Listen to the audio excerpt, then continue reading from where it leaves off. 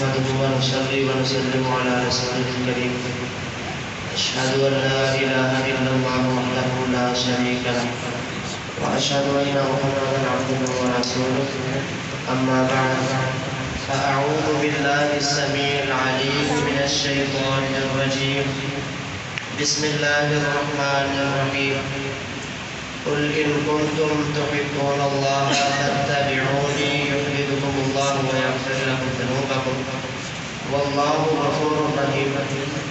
سامعین محترم، آج آپ کے سامنے ان 4 سنتوں کا تذکرہ کروں گا جن کو ہم نظر انداز کر چکے ہیں. معمولی سی توجہ سے ان سنتوں پر عمل کیا جا سکتا ہے. بیت الخلاء کے اندر جانے کی 2 سنتیں اور باہر آنے کی 2 سنتیں. پہلی سنت، جب ہم نے بیت الخلاء میں قضاء حاجت کے لیے جانا ہے تو دعا پڑھنی ہے. اللہم انی اعوذ بک من الخبث والخبائث. اے اللہ، میں آپ کی پناہ میں آتا ہوں مذکر اور مؤنث شیاطین سے. اے اللہ، میں آپ کی پناہ میں آتا ہوں مذکر اور مؤنث شیاطین سے، کیونکہ بیت الخلاء جو ہے یہ شیطانوں کا گھر ہے. یہ رسول اللہ صلی اللہ علیہ وسلم کی سنت ہے. جب وہ قضاء حاجت کے لیے جاتے تو بیت الخلاء سے باہر ہی دعا پڑھ کے اندر داخل ہوتے. اندر جا کے دعا نہیں پڑھنی. اور جب آپ نے داخل ہونا دوسری سنت، دوسری حدیث، رسول اللہ صلی اللہ علیہ وسلم نے فرمایا کہ جب آپ نے بیت الخلاء کے اندر داخل ہونا ہے تو آپ نے بایاں پاؤں اندر لے کے جانا ہے، دایاں پاؤں نہیں لے کے جانا. ہر نیکی کا کام آپ نے دائیں طرف سے شروع کرنا ہے. جب آپ نے بیت الخلاء کے اندر جانا تو آپ نے بایاں پاؤں اندر داخل کرنا ہے. 2 سنتیں ہو گئی. صرف معمولی سی توجہ ہو جائے تو ان سنتوں پر عمل کیا جا سکتا ہے. دن رات میں 24 گھنٹوں میں کئی مرتبہ ہم بیت الخلاء میں جاتے ہیں. ہر بندے کی ضرورت ہے.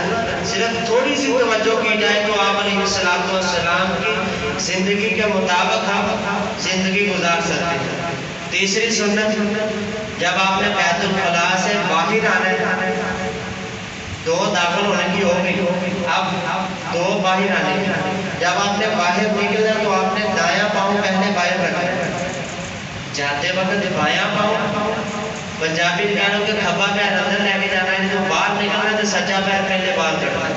پہلے دایاں پاؤں باہر نکلنا، پھر آپ نے باہر نکل کے دعا پڑھنی ہے. اندر کی دعا پڑھنی، باہر نکل کے دعا پڑھنی ہے. چوتھی حدیث، چوتھی سنت، رسول اللہ صلی اللہ علیہ وسلم جب بیت الخلاء سے باہر نکلتے تو آپ دعا پڑھتے تھے غفرانک، اے اللہ میں آپ سے معافی مانگتا ہوں، آپ سے معافی مانگتا ہوں. رسول اللہ صلی اللہ علیہ وسلم نے اندر جاتے ہوئے دعا اس لیے پڑھی کہ شیطانوں کا گھر ہے، اور باہر آ کر غفرانک، اللہ رب العزت سے کس چیز کی معافی مانگنی ہے؟ ہم نے کوئی گناہ کر دیا ہے؟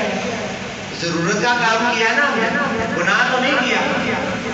معافی اس لیے مانگنی ہے کہ ہم جب اندر گئے تو ہم نے کوئی نیکی کا کام ہی نہیں کیا، ان لمحات میں کوئی نیکی نہیں کر سکے. اس لیے اللہ رب العزت سے معافی مانگنی ہے. جب آپ معافی مانگیں گے تو اللہ بڑا غفور رحیم ہے، ہمیں ان لمحات کے بھی ثواب عطا کرے گا. صرف رسول اللہ صلی اللہ علیہ وسلم کی زندگی کے مطابق، طریقے کے مطابق زندگی گزارنے کی ضرورت ہے. اللہ رب العزت سے دعا ہے کہ اللہ رب العزت ہمیں ان چھوٹی چھوٹی سنتوں کو زندہ کرنے کی توفیق عطا فرمائے. وآخر دعوانا